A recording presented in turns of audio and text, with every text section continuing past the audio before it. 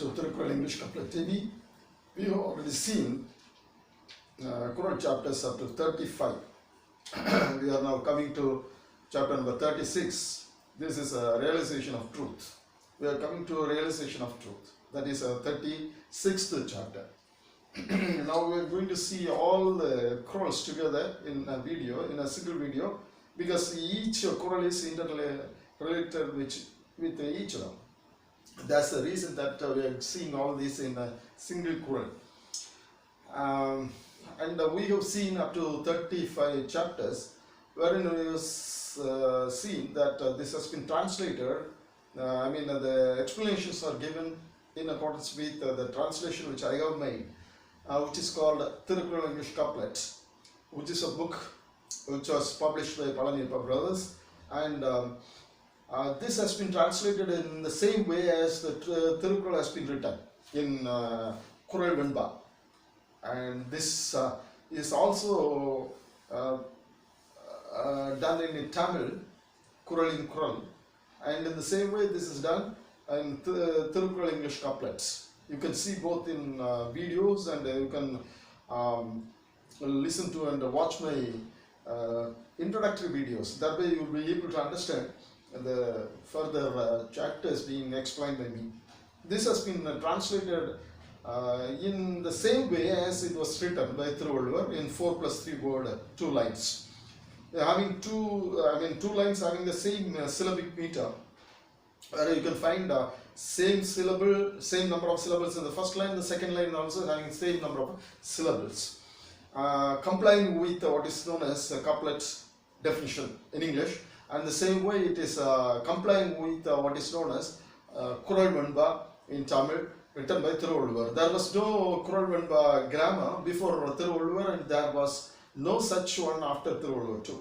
And Thirukkural has introduced such a grammar in Tamil, which has been adopted for my translation. I have translated using semantical approach. That means I am bringing the spirit, truth, and thought of Thirukkural to English by translating in 7 words for 4+3 words, 2 lines, in 2 lines, and using all the meaning given by Thirukkural. What he wanted to say, what he wanted to imply is also being expressed in the translation. And this has been divided into 16 heads, as Palvar has done in 3 parts. I have done it in 16 aspects. These are known as headings, which have been divided into 16 heads. And these 16 heads we have been seeing. Now we are in the heading called, in the 36th Kural, we are in the heading called Law. Up to 37 we will be there in the same heading. The 36th is the same title, the chapter's title is the name of the aspect also, and then we will be coming up to 16 chapters. Now we are in the 36th chapter. Let's see one by one. Number 1. The perplexed prefer useless to anything useful. The perplexed prefer useless to anything useful. Perplexed means the confused people. The confused people, perplexed, confused. That perplexed means the confused. That means the adjective becoming noun when it's preceded by the article there, it becomes a noun. So that perplexed means the confused people prefer anything useful. Prefer useless to anything useful, because these people are already confused. They are not able to choose anything useful. That's why they are choosing all useless things.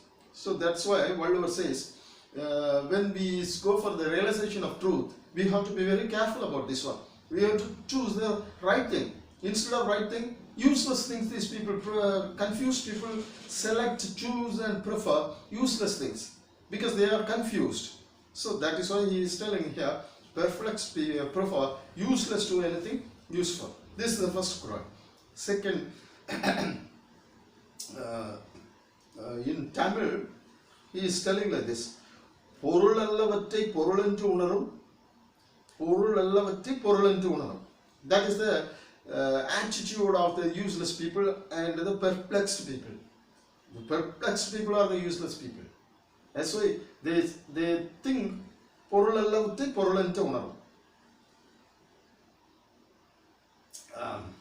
next Quran 352, that is second Quran. Overcoming vacillation makes life bloom and happy.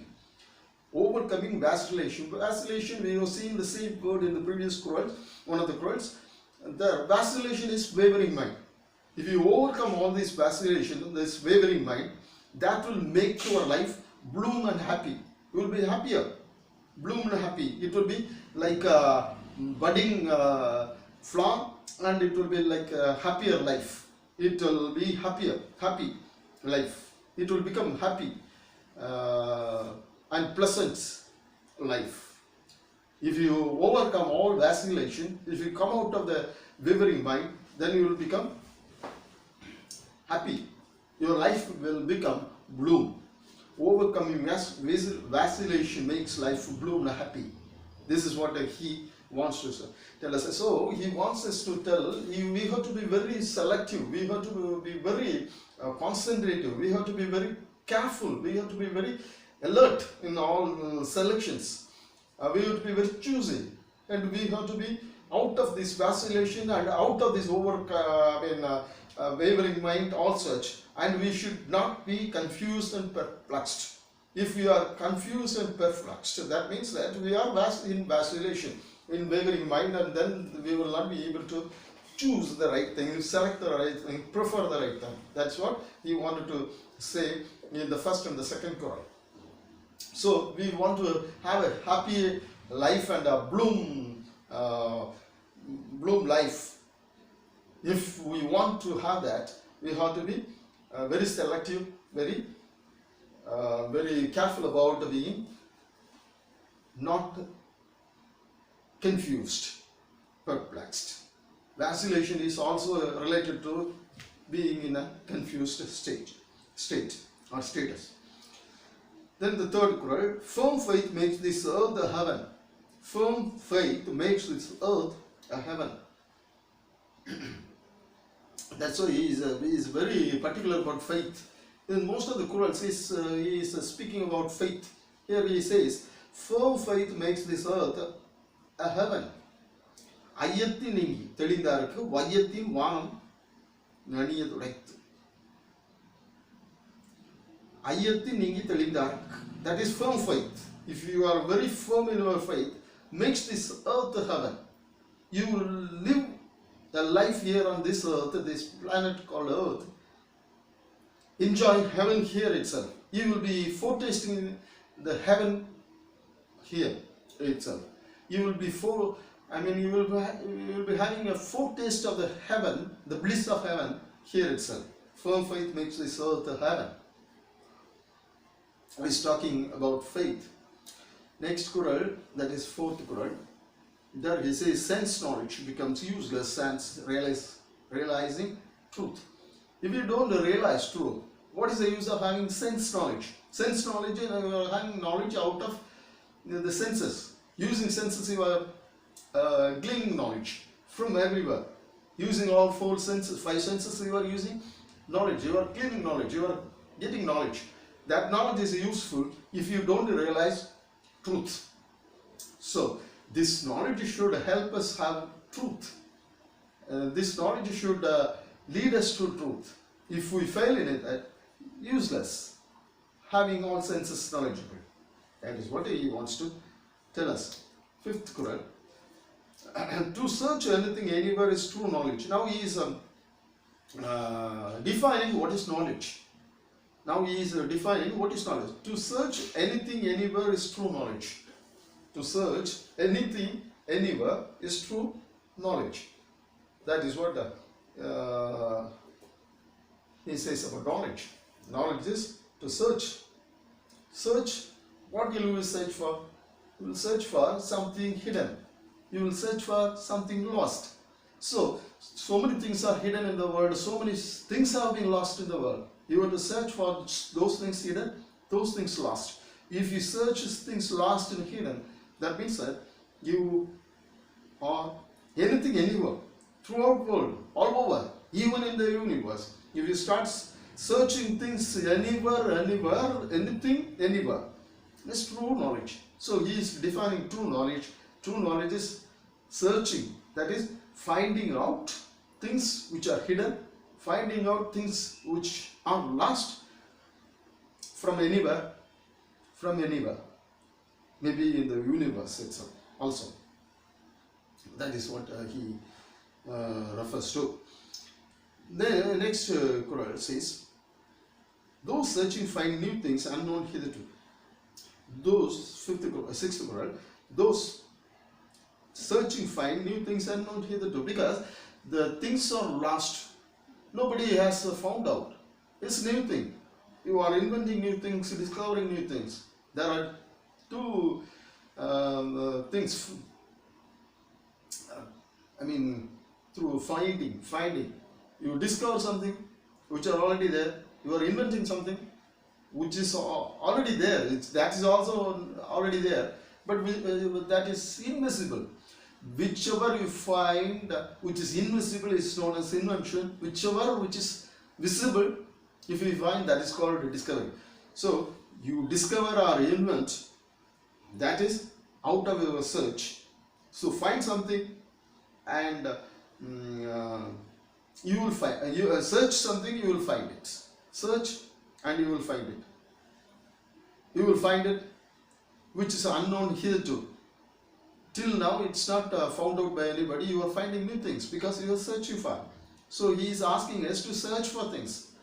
So he is urging us to search for things, which Jesus Christ also said in John 5:39, 39. He said, search the scriptures, search the scriptures. Search means which is already lost and which is already hidden. You find so many things which are hidden in the scriptures, which are not explicitly given.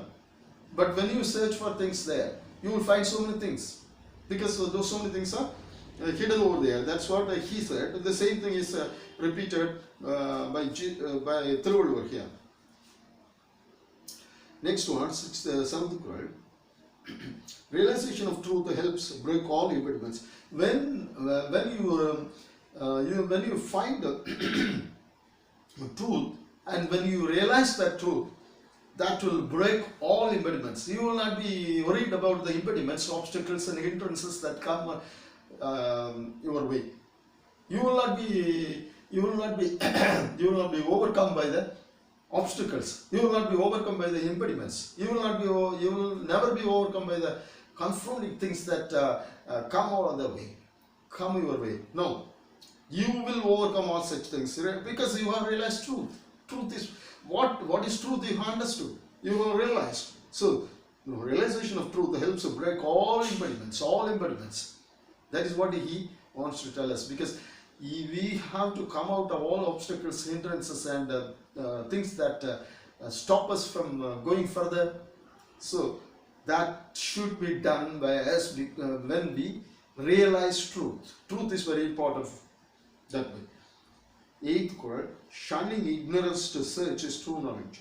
Next one, search. Again he reiterate saying about a search. You search, shunning ignorance. Shunning means avoiding completely ignorance to search, and that is called true knowledge. In the first Quran also he said the same thing, redefining it. In the first Quran he defined, and again in the same, not first Quran, fourth Quran he defined. Sense knowledge becomes useless. Fifth Quran. To search anything anywhere is true knowledge. Now he says, shunning ignorance to search is true knowledge. So two definitions given by Waldemar for true knowledge in the in the chapter called Realization of Truth, in the chapter number 36. Now, searching to next Quran, 9th Quran, searching to avoid causes is good medicine. Now he is talking about good medicine. Searching to avoid causes is good medicine. You find, you just start finding things which are hidden, which will help you avoid causes. That's a good medicine, because the medicine which will cure, heal you, which will be used to cure you. So the same way, when you start searching to avoid causes, that will stop you from becoming happy. All such the causes to be searched out, to be avoided, and that's called good medicine. Next one, that resembles verse number 948 also, that we can, when it comes, we can see that. And 10th Quran, eliminating lust, taking away and keeping it out, keeping away lust, wrath, folly makes life disease free. You want to be disease free, because he is talking about this disease, being disease free.